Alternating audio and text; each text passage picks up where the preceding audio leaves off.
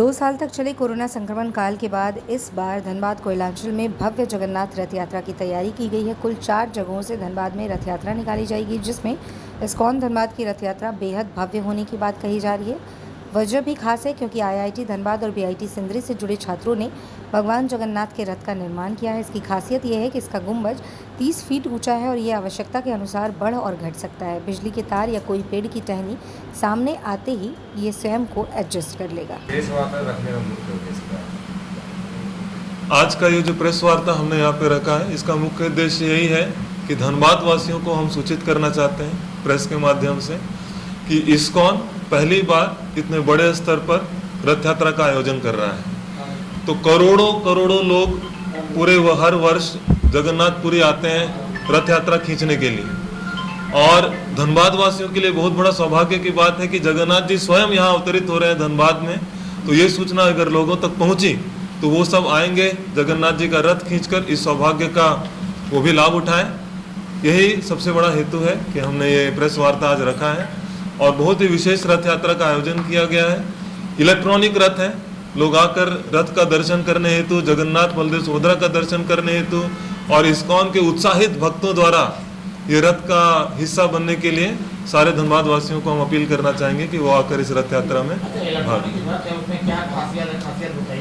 इस इलेक्ट्रॉनिक रथ में जो सबसे बड़ा खासियत ये है कि आईआईटी के छात्रों ने अपना इंजीनियरिंग उसमें यूज किया है। इसमें मैकेनिकल इंजीनियर और इलेक्ट्रॉनिक इंजीनियर ने मिलकर एक पुल्ली का निर्माण किया है।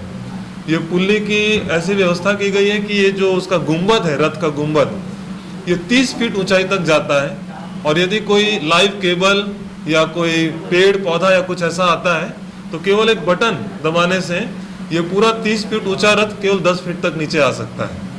तो इस प्रकार से ये रथ एक बहुत विशेष प्रकार का रथ है।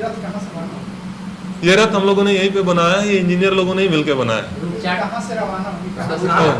ये रथ स्टार्ट होगी जगन्नाथ हॉस्पिटल के ठीक सामने से, गुरु कृपा ऑटो के बगल सराय ढेला से, दुर्गा मंडप के ठीक सामने, वहां से स्टील गेट से ये रथ निकलेगी और ये रणधीर वर्मा चौक होते हुए धनबाद क्लब को पहुंचेगी। तो हम ऐसा आशा करते हैं कि 11 बजे सुबह अगर रथ निकलती है तो 4-5 बजे तक ये धनबाद क्लब आ जाना चाहिए। रात्रि का क्या?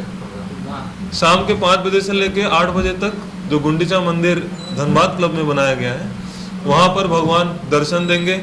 जो भी भक्त वहां आना चाहे, भगवान को पुष्पांजलि देना चाहे, दर्शन लेना चाहे, वो कर सकते हैं। इसके अलावा सांस्कृतिक कार्यक्रम का आयोजन है, कीर्तन है, कथा है।